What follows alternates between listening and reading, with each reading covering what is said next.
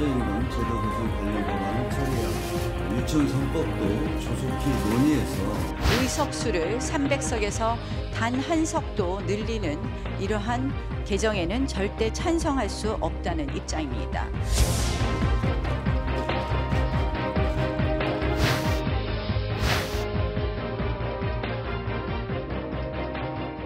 네, 미세먼지 민심이 정치권을 강타하고 있습니다. 여야는 미세먼지를 국가 재난으로 지정하는 내용의 법안을 다음 주에 처리할 예정이고 청와대도 한중 공동 조치에 인공강우 실험 같은 대책 마련에 들어갔습니다.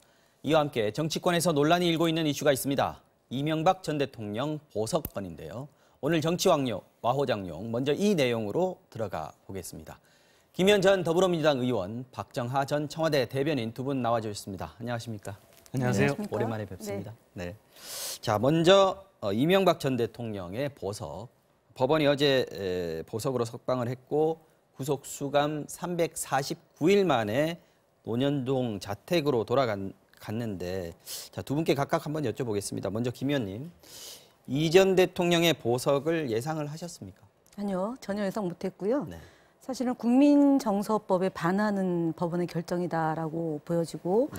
그다음에 유전 무죄, 무전 유죄라는 그런 시대적 조어가 다시 한번 나오게 하는 그런 결정이다라고 봅니다. 보석은 수감자의 권리이기도 하지 않습니까? 그렇지만 이명박 전 대통령의 죄의 무게가 일단은 1심에서 15년이 선고가 된 것이고요. 그렇죠. 2심 진행 중에 너무 법원이 더디게 그러니까 재판이 진행됐고 물론 이명박 전 대통령의 측에서 증인을 15명이라고 신청하고 그다음에 계속 이제 그 재판을 늘어지게 했던 요인도 물론 있지만 법원이 이런 것을 잘 대비를 했어야 되는 것 아닌가라는 것이 대다수 많은 국민들의 그런 이번 결정에 대한 실망감의 표현 아닌가 싶습니다. 그래서 결국은 이제 물론 뭐 법원에서는 구속 만기일이 다 돼서 나왔다면은 증거 인멸이 되기 때문에 지금 보석으로 해주고 재판을 진행하는 게 맞겠다라고 본 판단도 있지만 일반적 국민들의 정서하고는 매우 부합되지 않은 결정이다라고 보여집니다. 네, 박 전 대변인님은 저는 뭐 예상했다기보다는 뭐 조금 뭐 기대는 하고 있었는데요. 네. 그리고 어쨌든 4월 8일이면 구속 만기가 되기 때문에 네.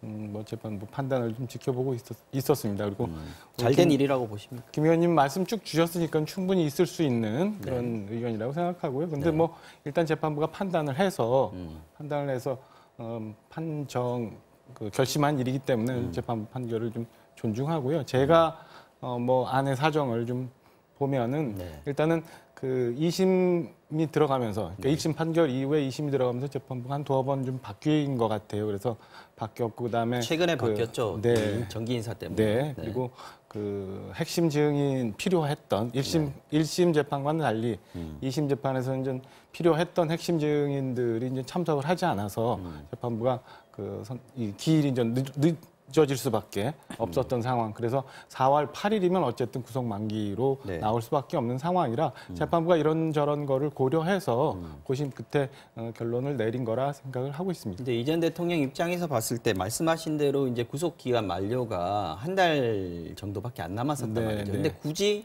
보석을 신청해서 나와야 될 이유가 있었을까요? 뭐 물론 보시는 분에 따라서 뭐 상황이 판단이 틀릴 수 있지만은 제가 알고 있기로는 굉장히 건강이 좋지는 않은 상황인 것 같아요. 밤에 주무시는 것도 굉장히 자주 잘 못 주무시고 그다음에 뭐 소변 때문에 화장실도 자주 가야 되는 상황 이런 건강 그다음에 고령 이런 문제들이 좀 있었던 걸로 알고 있습니다. 그래서 가급적이면 빨리 나와서 이제 몸도 좀 정리를 좀 하시고 그다음에 재판부가 어제 뭐 얘기했던 것처럼 과거 본인과의 대화라고 했으니까 과거 이제 당시 있었던 상황에 대해서 빨리 이제 기억을 회복하고 복귀하는 것도 재판에 도움을 주는 일 아닌가 이렇게 판단을 합니다.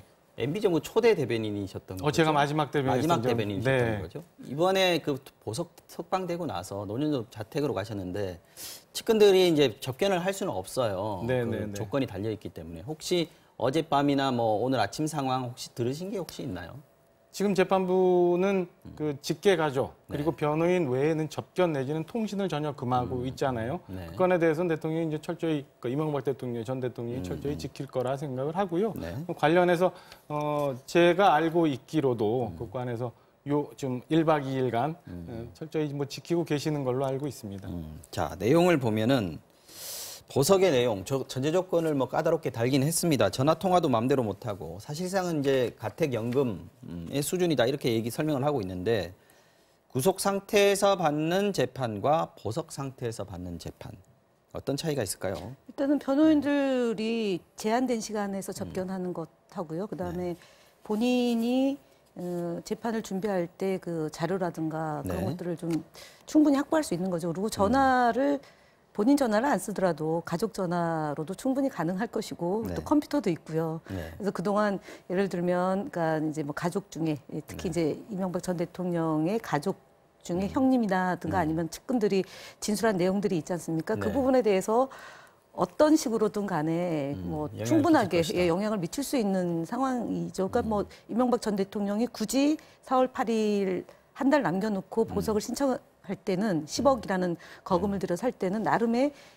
그런 계산을 하지 않았겠나 싶습니다. 그리고 또 한편으로는 건강이 이상하다라는 그런 변호인 측이나 그 이명박 전 대통령의 주장에 대해서는 재판부가 받아들이지 않았기 네, 때문에 병원 갈 때도 뭐 예, 미리 얘기를 하고 가야 되는 거고요. 부축해서 법원에 그러니까 재판받을 때 부축해서 들어갔지만 이번에 보석으로 나올 때는 당당히 걸어 나오는 장면을 국민들에게 또 보였고 네. 또 창문을 열어서 또 뭐 이렇게 나온 네, 분들에게 손도 손도 흔들고요. 흔들고 하는 것을 볼 때는 사실은 국민들이 볼 때는 이명박 전 대통령이 지난 그 시기에 보면 증거인멸이나 그런 그 본인이 시인하지 않음으로 인해서 구속이 된 상태로 재판을 받고 있는데 네.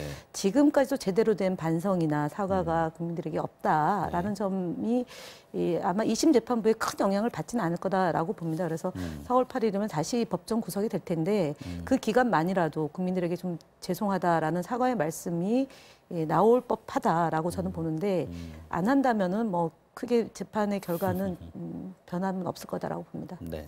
근데 이제 보석이 뭐 여러 조건을 달았지만 결국은 특혜 아니냐 이런 비판 여론이 있습니다. 이 부분에 대해서 어떻게 생각하십니까? 뭐 그렇게 보실 수 있는 부분이 있다고 보여지는데요. 네. 근데 뭐 객관적으로 보면은 특혜를 받을 만한 위치에 전혀 있지 못해요. 이미 권력을 상실해서 1심에서 중형이라는 상황을 받았고 그다음에 주변에서 뭐 이명박 전 대통령이 권력으로부터 비호를 받거나 아니면 혜택을 받을 만한 여건이 전혀 되어 있지 못하고 네. 그리고 1심 판결을 통해서 모든 재산이 또 이 압류 상태에 있기 때문에 유전무죄라고 말할 수도 있는 상황도 못 되고요. 보석금이 뭐 10억 하지만은 요즘 그 보석 보증 제도를 통해서 모든 사람들이 다 그렇게 1,000만 하는 원만 걸로 낸 알고 거죠, 있는데 지금은. 예. 네.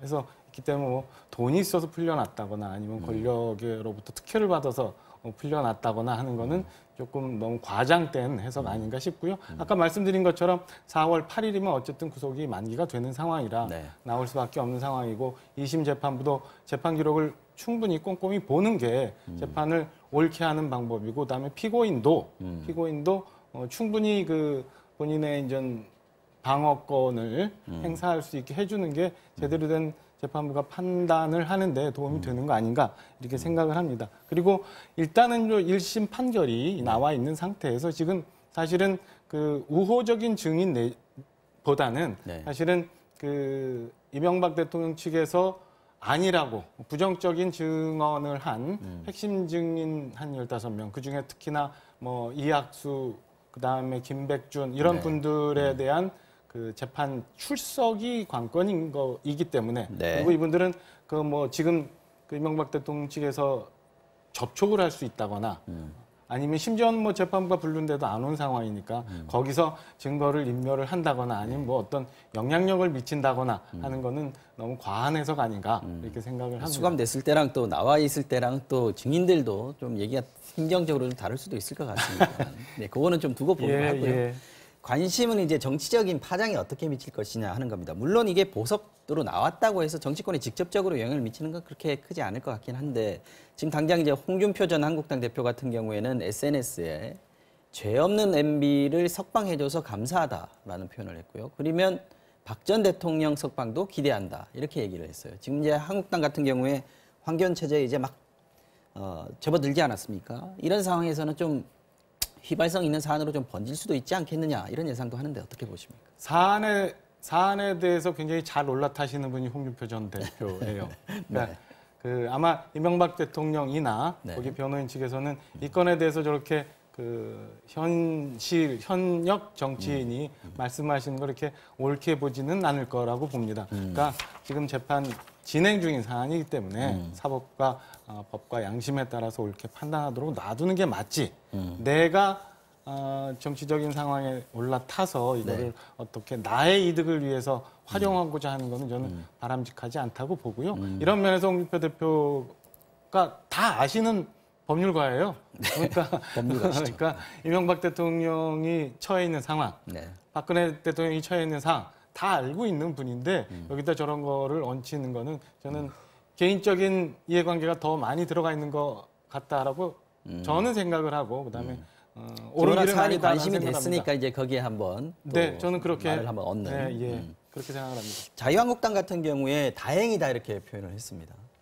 지금 뭐 정치권의 이 부분이 미치는 파장이 김현 의원께서는 있다고 생각하십니까? 어느 정도라고 보십니까? 저는 이 정치권과 여의도 시각과 네. 그 여의도 바깥의 국민의 시각이 매우 다르다라고 봅니다. 지금 이제 자유한국당이 이번 전당대회를 놓고 보면 네. 그 한교안 후보가 얻은 표가 이제 50%고 그다음에 이제 오세훈 후보가 얻은 표가 30%고 김진태 후보가 얻은 표가 20%인데 지금 홍준표 전 대표가 이렇게 박근혜 전 대통령을 석방해야 된다라고 주장하는 것은 네. 아마 김진태 후보가 후보. 얻은 표 20%를 좀 자신의 자기가 표로, 가져오겠다. 그러니까 오세훈 네.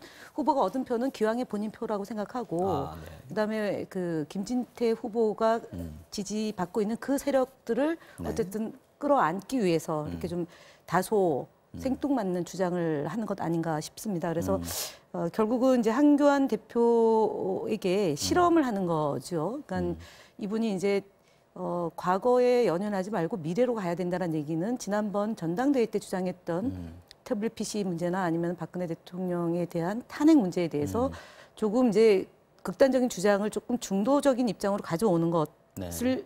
보이니까 그 틈새를 타고 들어가서 이제 이명박 전 대통령과 박근혜 전 대통령에 대해서 조금 이제 좀 우클릭을 해서 주장을 해서 그 한교안 대표를 좀 곤궁한 위치로 빠뜨리려고 아하, 하는 것 아닌가 아하, 네. 그렇게 보여집니다. 네. 네. 자, 이번에는 미세먼지 민심 한번 보겠습니다. 워낙 지금 여론이 안 좋고 민심이 흉흉하다 보니까 여야 정치권이 부랴부랴 미세먼지 대책에 합의를 했습니다. 오는 13일에 관련법을 처리하기로 했습니다. 김현우 의원님 어떤 내용들인지 먼저 핵심만 좀 얘기해 주시죠. 일단은 그 5가지 미세먼지 대책 법안이 5가지가 되어 있는데 저희 네. 당에 이제 그 김병욱 의원이 오래전에 발의를 해놓은 법입니다. 그런데 네. 이제 좀 만시지탄이다라는 말씀을 먼저 드립니다. 그래서 미세먼지를 사회재난에 포함시켜야 된다. 재난 및 안전관리 기본법을 개정하는 것이고요. 그다음에 자동차 LPG 연료 사용 제한 폐지 또는 완화하는 액화 석유가스 안전관리 사업법이 있고요. 네. 그다음에 석탄 화력 발전소 주변 지역 대기 환경 개선 특별법이 있습니다. 이거는 네. 초과해서 배출할 경우 부과금을 징수하는 방법으로 먼지를 개선하겠다는 거고요. 네. 대기 환경 보전법으로는 자동차 배출가스 관련 부품을 개조하거나 성능 및 기능을 저하시키는 행위를 금지하는 미세먼지 방지법이고요. 마지막으로 대기관리 권역 지정 범위를 확대해서 네. 사업장 및 대기오염 총량제를 도입하는 것이고 건설 기계, 선박 등 저감 제도를 신설하는 대기관리 권역 대기질 개선 특별법 이렇게 해서 5가지 법인데 눈에 띄는 것은 사회재난에 포함시키겠다라는 그렇죠. 거죠. 그래서 예산도 확보를 해서 추경을 편성해서 저소득층이나 사회적 약자, 그다음에 어린아이들에게 그러니까 그런 기구 같은 것을 제공하는 네네. 그런 방법을 강구하겠다라는 게 여야 합의돼서 이제 처리를 하겠다는 점이 고무적이다라고 봅니다. 지금 13일 날 본회의가 열리는 거잖아요. 그러면 지금 말씀하신 이 법들은 무난히 처리가 될 거다 여야 이렇게 합의 보십니까? 처리하겠다는 입장이니까요. 네. 지금 한 53개 정도가 올라와 있다고 그랬는데 그중에서 지금 5개 이게 지금 중요하다, 네, 급하다 그렇습니다. 이렇게 네. 본 거거든요. 요 며칠 상관의 미세먼지 상황을 보면은 여야가 그거 합의해서 처리 안 하면요. 그렇죠. 국회가 난리가 나요. 네. 그러니까 저는 그 뭐 일하는 국회 뭐 이런 거 앞으로도 우리 저희가 얘기하고 막 해야 되지만 국민의 힘이 네. 무엇보다도 제일 중요한 거 아닌가 이렇게 생각이 그렇죠. 듭니다.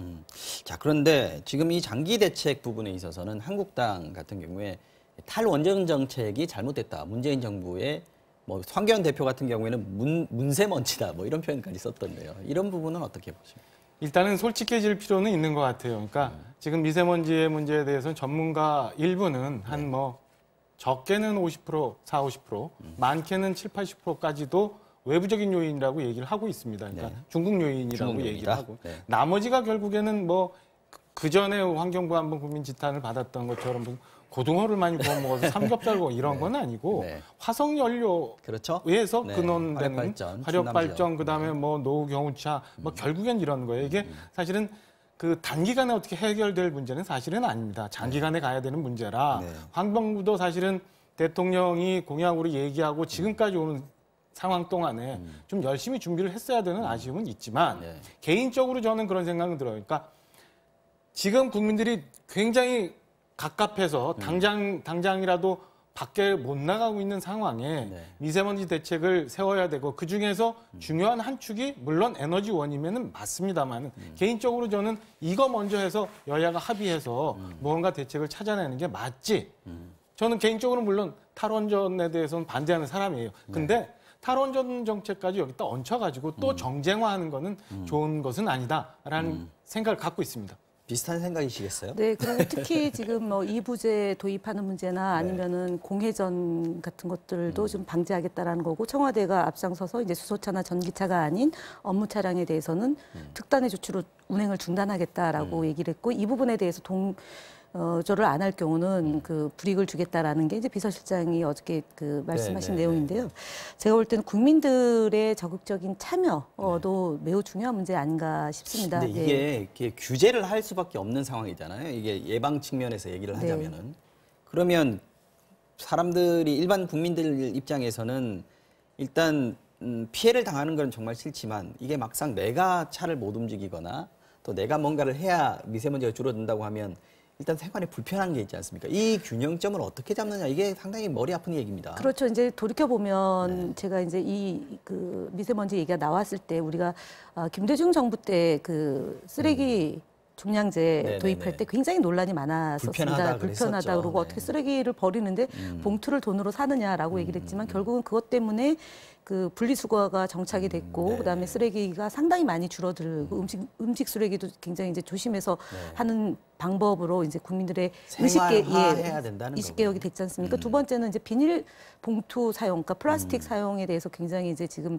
문제를 많이 제기하고 있는데 그런 것들이 좀 캠페인이 되면서 저는 동참을 하지 않으면 미래 세대 특히 우리도 당장의 문제지만 미래 세대들한테 고통을 주는 문제지 않습니까? 그래서 저는 그러니까 정부 차원에서의 대책 강구도 중요하지만 조금 불편하더라도 건강을 위한 것 내지는 대한민국의 미래를 위한 거라면 국민들이 동참하는 것은 기꺼이 하실 거다. 그 정도의 국민들의 의식 수준이 높아져 있다라고 저는 봅니다. 그래서 알겠습니다. 희망 섞인 전망을 해보면 오늘도 뭐 당장에 이제 미세먼지가 좀 이렇게 많이 완화됐는데 이것을 너무 정략적으로 정부의 문제로 얘기를 하는 것이 아니라 정말 합심해서 여야가 초당적으로 대책을 강구하고 중국과의 그런 외교적 문제도 저는 잘 풀어야 되지 않을까 싶습니다. 중국과의 외교적 문제 얘기하셨는데 지금 쟁점 중에 하나입니다. 지금 자유한국당 같은 경우에는 중국이 원인이라고 하면서 왜 중국이 한마디도 못하느냐. 중국에 너무 이렇게 끌려다니는 거 아니냐. 문재인 정부가. 그 얘기를 하고 있는데. 이 부분에 대해서는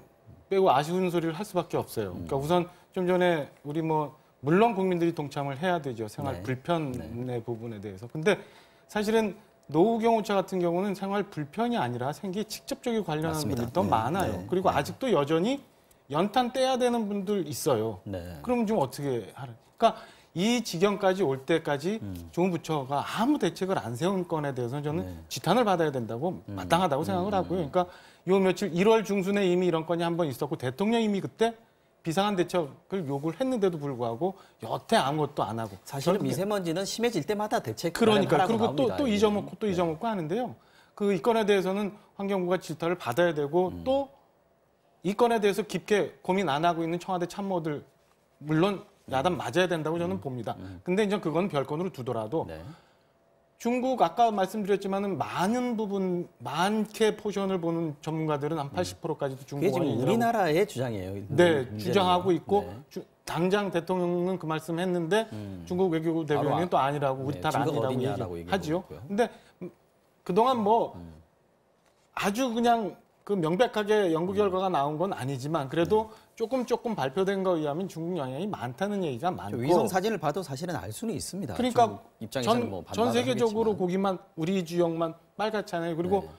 제주도 같은 경우 엊그저께 유사일에 처음으로 미세먼지 기상 저감 조치가 네. 시행됐었어요. 네. 제주도는 큰 산업 시설이 있는 것도 아니고 무슨 뭐 엄청난 화력 발전이 있는 것도 아닌데 저렇게 된 상황에는 중국 영향이 아니라고 할 수가 없는 거거든요. 네. 그 건 이런. 근데 그러면 이제 문제는 뭐냐면 이미 3년 전에 대통령이 미세먼지 30% 절감시키겠다고 약속을 했고 네. 그다음에 그때 당시에 중국에게 할 말은 하겠다고 말씀을 하셨어요. 네. 그리고 기회 있을 때마다 중국과의 정상회담에서 의제를 올려서 논의하겠다고 했는데 네. 그럼 좀 전에 우리 앵커 말씀 주신 것처럼 중국은 여태 왜 그럼 여지껏 아직도 인정을 하지 않고 그리고 실질적으로 그러면 우리 주무부처나 우리 청와대는 중국하고 이 건에 대해서 얼마나 협의를 했느냐. 그리고 의회에서 지금 방중단을 구성해서 간다고 얘기는 하지만 네. 정부 당국자는 그럼 책임 있게 이 건에 대해서 중국에 한번 얘기를 옳게 했느냐라고 국민들이 얘기하는 건에 대해서는 귀담아 좀 들어야 되고요. 이 건에 대해서는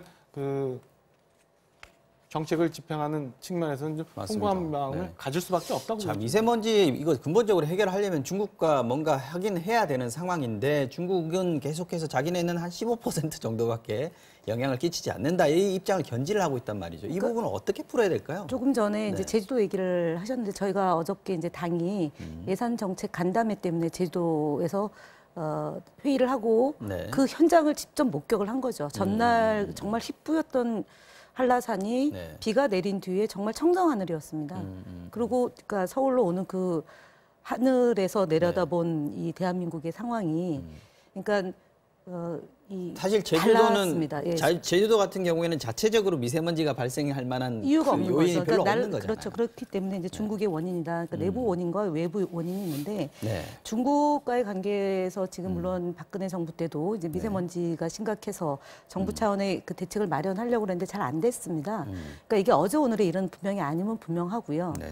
그리고 중국은 이제 강경화 외교부 장관이 이 환경부 장관끼리 한중 환경부 장관까지 논의가 됐고 네.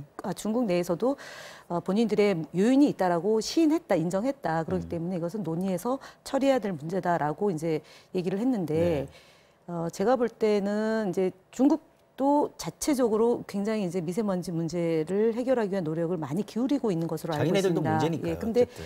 이 화력 발전소가 저희 쪽으로 오는 데 위치를 많이 했기 때문에 이 문제가 당장 해결될 수 없기 때문에 중국도 좀 난감하지 않을까 싶습니다. 그렇기 때문에 외교부에서는 외교적으로 얘기를 하는 거고 실제로 한국 정부와 중국 정부 간의 긴밀한 그 소통이 있어야 되는 거고 특히 이제 노영민 비서실장께서 대사를 역임하면서 그러니까 베이징이 중국 베이징이 서울과 경기도 면적만 한데 인공 강우를 그 베이징에서 내릴 경우에 그 미세먼지 농도가 약해졌다라고 중국은 그 기술이 상당히 발전돼 있기 있습니다. 때문에 네. 그 협력을 해서 같이 하면 그래서 어제 서해안으로 인공 강우 하게 얘기가 되면은 이제 우리가 그 미세먼지가 해결책 중에 하나가 된다라고 얘기를 했기 때문에 저는 뭐 그 충분하게 공감이 형성이 되면 얘기가 될 수 있을 거다라고 봅니다. 네. 알겠습니다. 김현 의원님도 청와대에 계셨고 저도 한 10년 전쯤에 한중 정상회담 배석을 해보면 그때부터도 사실은 미세먼지에 그렇죠. 대한 오래됐습니다. 연구가 의제로 올라가 있었어요. 늘. 그리고 얘기가 됐었어요. 근데 그 결과에 대해서는 분명하게 나온 게 없어요. 그 원인이 뭔지에 대해서 한번 확인해 볼 필요는 있다고 봐요. 저희들 입장에선 이게 뭐 중국과의 외교 문제 때문에 이런 건지에 대해서 아니면은 또 다른 원인이 있어서 그 연구 결과가 안 나오는 건지에 대해서 확인해 볼 필요는 있는데 작년 연말에 일부 그 언론 보도에 의하면 네. 중국 영향이 상당하다는 보도도 나온 적이 있었거든요. 네. 그런 것도 참조할 필요가 있고요. 좀 전에 김현 의원님 말씀 주셨지만 저는 환경부 장관이 어제 기자간담회를 통해서 2월 중순에 이미 네. 중국 환경부하고 협의를 했다. 그리고 오늘 강경화 장관도 아침에 뭐 통화를 했고 뭐 했는데 그 얘기를 듣고 아마 제가 볼 때는 대통령께서 중국하고 협의하라고 했을 거예요. 그러면은 근데 중국 외교부 대변인은 공식적으로 부인을 했단 말이에요. 그럼 장관들이 대통령한테 거짓말한 건지 기망을 한 건지 이것도 난 확인해 봐야 될 문제라고 봅니다. 이 문제 반드시 좀 해결을 해야 지금 국회도 그렇고 정부도 그렇고 좀 국민들한테 마음을 잃지 않지 않겠는가 하는 생각이 들고요.